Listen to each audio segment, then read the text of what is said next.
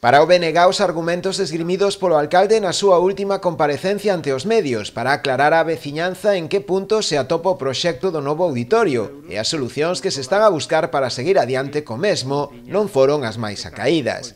O feito de responsabilizar aos grupos da oposición da posible perda de diferentes subvencións por un importe de preto dos 3 millóns de euros non ven máis que evidenciar, segundo eles, a súa nefasta xestión neste asunto. É inaudito que unha responsabilidade que é directa do alcalde e da súa xunta de goberno intente traspasarlla aos partidos da oposición, que o único que estamos facendo dentro das nosas posibilidades, que non son moitas, é arranxar os desaguisaos que crea a mala xestión do goberno municipal de Ribeira. Para os nacionalistas, con esta xestión, o goberno municipal perde toda a credibilidade para xestionar grandes proxectos. Pasou xa no mercado municipal, que tivo que sair licitado 2 veces.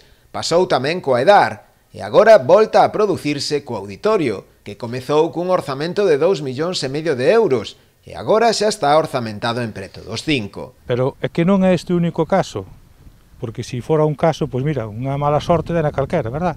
Pero que foi ca EDAR, é que foi ca Casa da Xuventude, é que foi co mercado municipal, en fin. Podemos coller calquera obra, da igual que sea o pabellón de Palmeira, como que sea a guardería infantil, todas tiveron problemas de xestión.